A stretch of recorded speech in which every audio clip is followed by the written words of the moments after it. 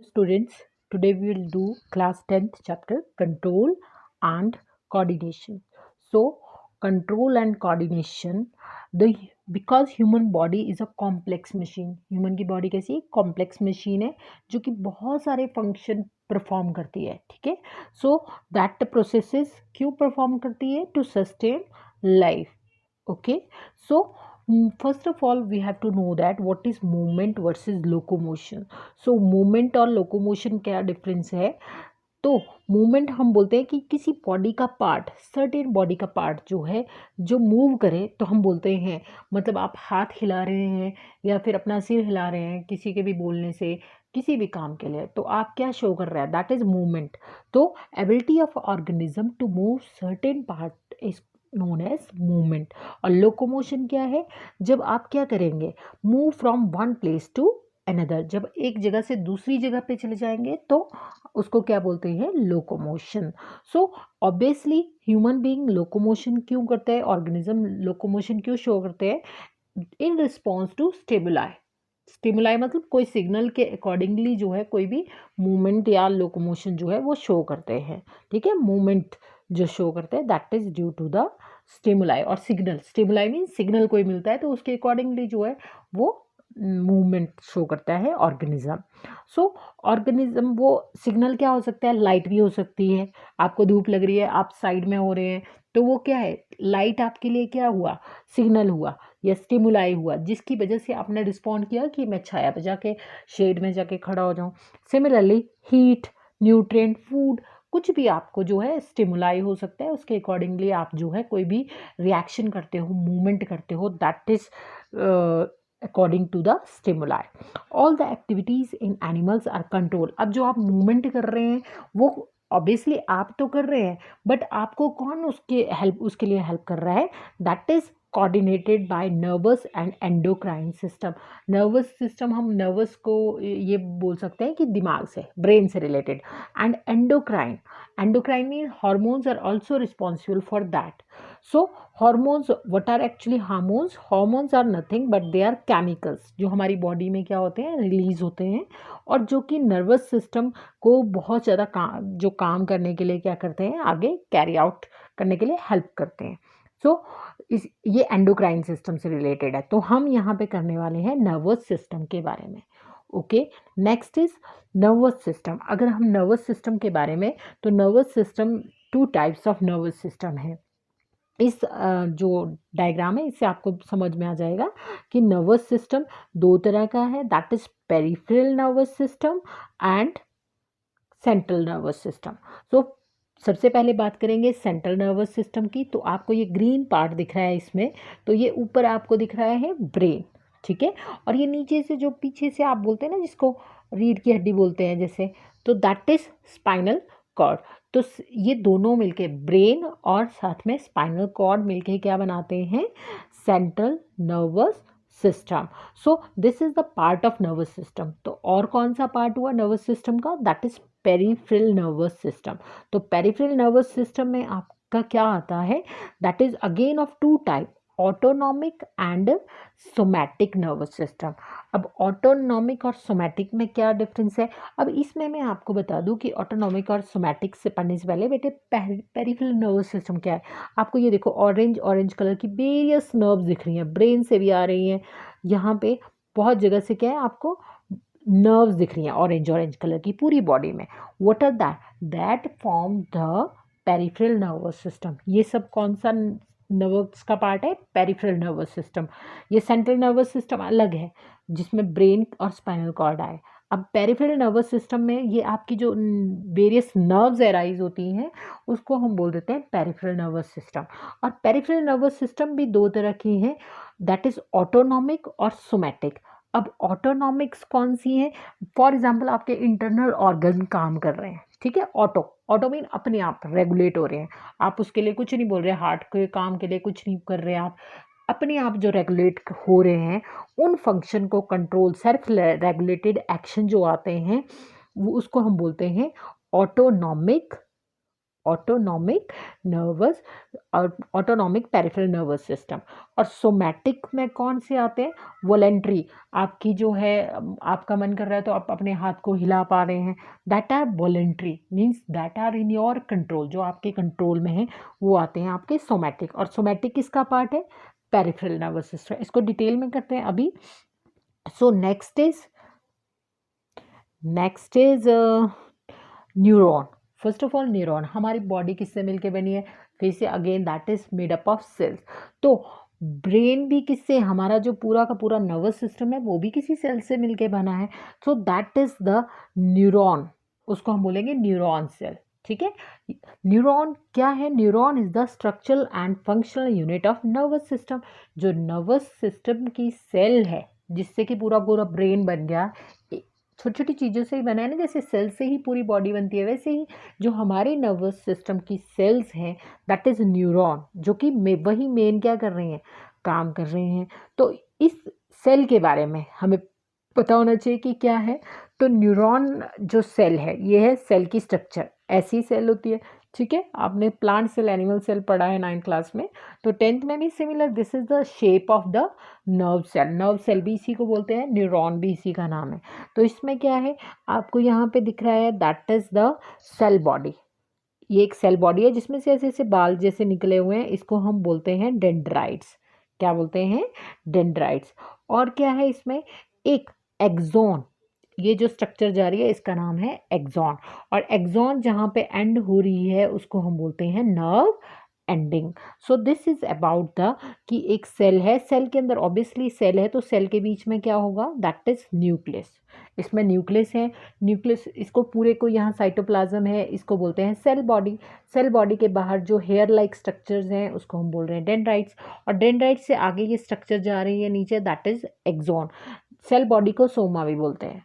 ठीक है, after that nerve ending, ये सेल एक्सॉन कहाँ पे एंड हो रहा है? नर्व एंडिंग के ऊपर। सो अब इसके बारे में बात कर लेते हैं। यहाँ पे each neuron has 3 main part. 3 main part मैंने आपको डेंड्राइट बताए, साइटोन और सेल बॉडी बताई। जैसे ये सेल थी, इसके बीच में से आपके क्या है? हेयर जैसे निकल रहे थे, और इसको बोला आपने एक्सॉन। ठीक है, इसको बोला एक्सॉन।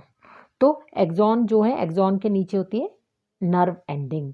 तो dendrite receive impulse from other neuron. अब जैसे ये एक सेल है, इसके साथ में ही दूसरी सेल लगी हुई होगी। ठीक है, जैसे ये है तो इसके साथ में ही जो है दूसरी एक सेल होगी, सेम ऐसे ही। ठीक है, तो इसके क्या होंगे? यहाँ पे डेंड्राइट्स होंगे। तो ऐसे ही सेल्स आगे आगे जुड़ के फिर ये एक्सॉन होगा, फिर आगे जाके नर्व एंडिंग होगी।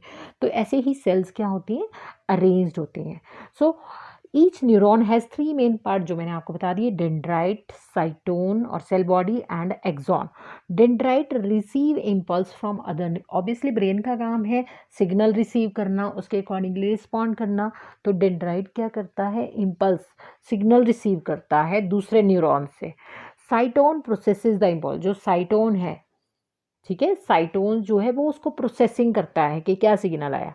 आफ्टर दैट एक्सॉन ट्रांसमिट, जो एक्सॉन नीचे डंडी सी थी ना, उसको उसने क्या किया? उसको इम्पल्स उसी सिग्नल को आगे जाके ट्रांसमिट कर दिया अगले न्यूरॉन को, क्योंकि यहाँ डेंड्राइट से सिग्नल चलता है और सेल बॉडी से होता है, एक्सॉन से होता होता आगे चला जाता है।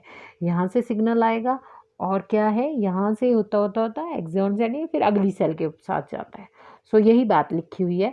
आफ्टर दैट अभी हम अगर ब्रेन की बात करें, सेंट्रल नर्वस सिस्टम, जिसमें हमने बताया क्या आता है आपका, अब हम पार्ट पढ़ेंगे नर्वस सिस्टम के। ये सेल से ही मिलके बना हुआ है सारा का सारा ब्रेन। तो अगर हम बात करें किसकी?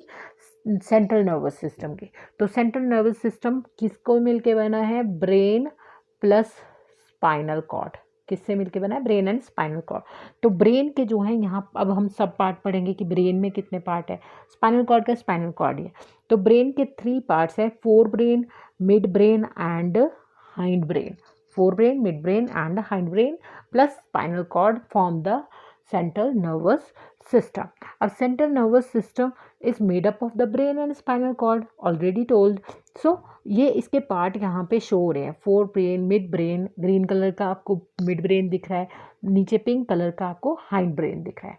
अगर हम फोर ब्रेन की बात करें तो फोर ब्रेन के पार्ट हैं ब्रेन के ही अंदर सेरिब्रम, थैलेमस, ये आपको लर्न करने पड़ेंगे, सेरिब्रम, थैलेमस, हाइपोथैलेमस। अब हम इसके साथ साथ में फंक्शन भी करेंगे कि किसका क्या काम है। सेरिब्रम, थैलेमस, हाइपोथैलेमस, ये किसके पार्ट आ गए, फोर ब्रेन। अब बचा mid brain.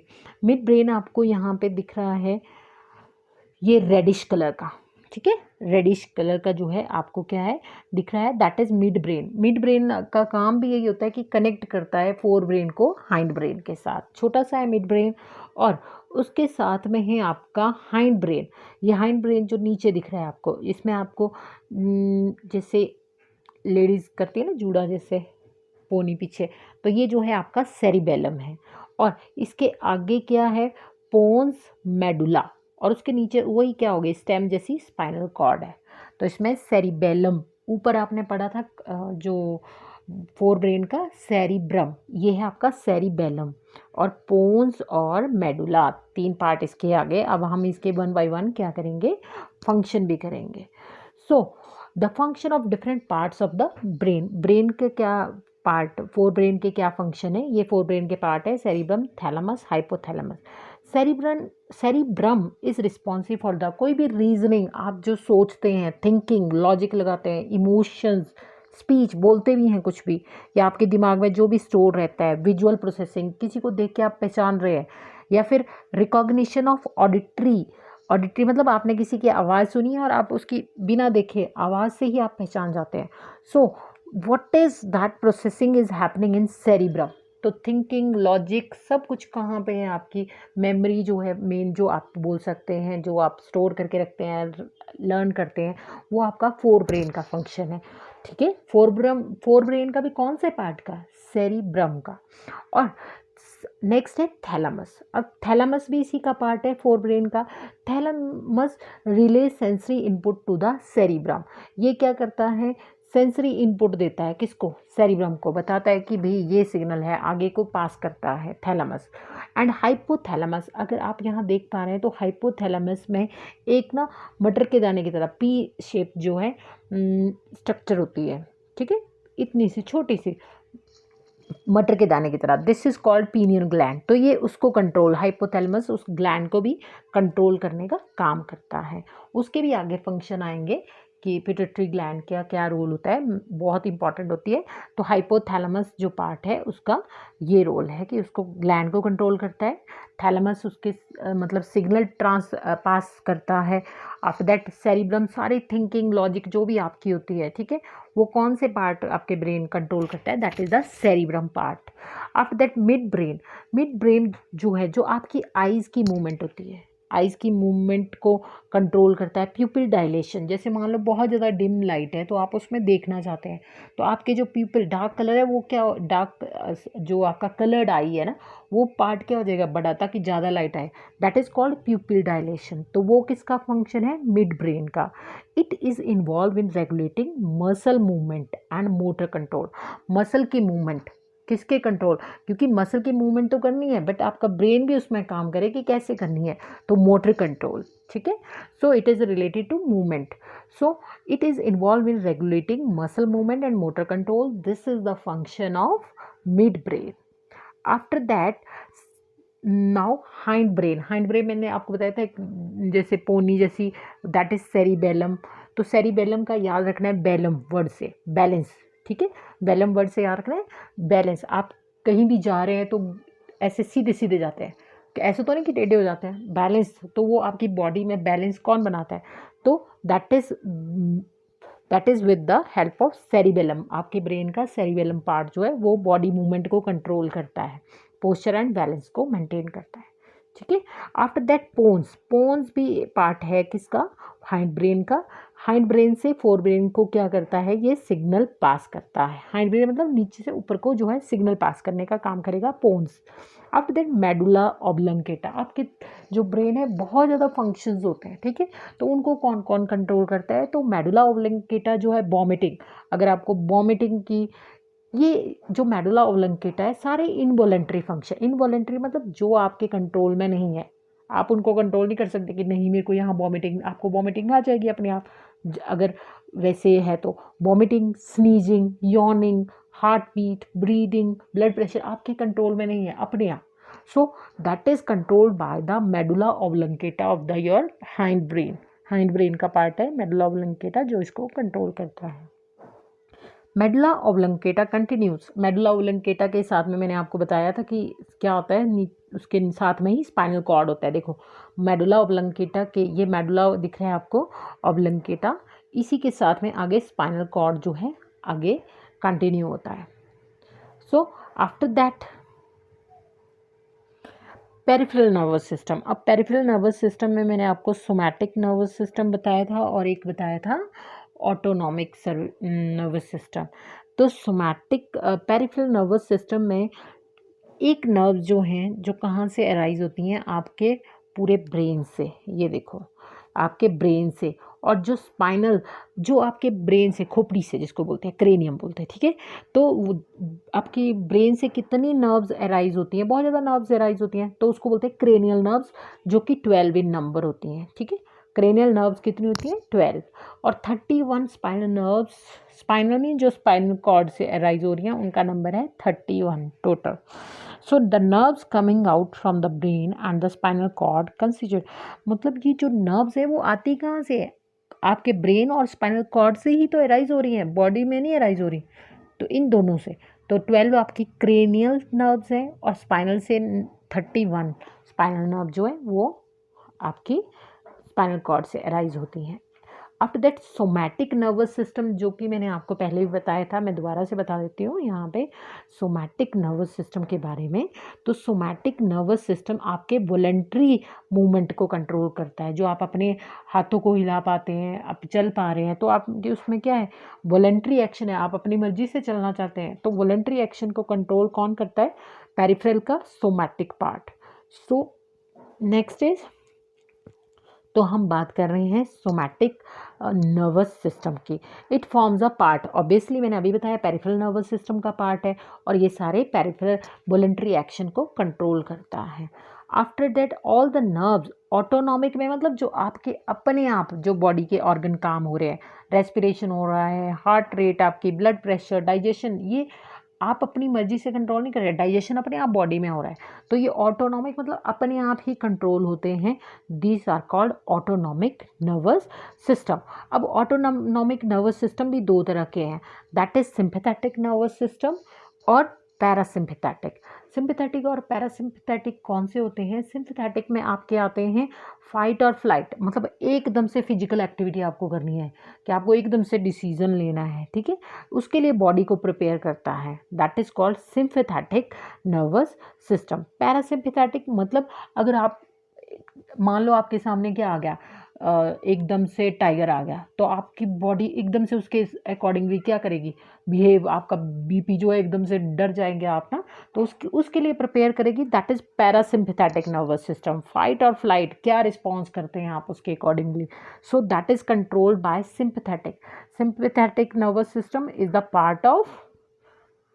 Part of peripheral nervous system, और पेरिफेरल किसका पार्ट है, ऑटोनॉमिक नर्वस सिस्टम।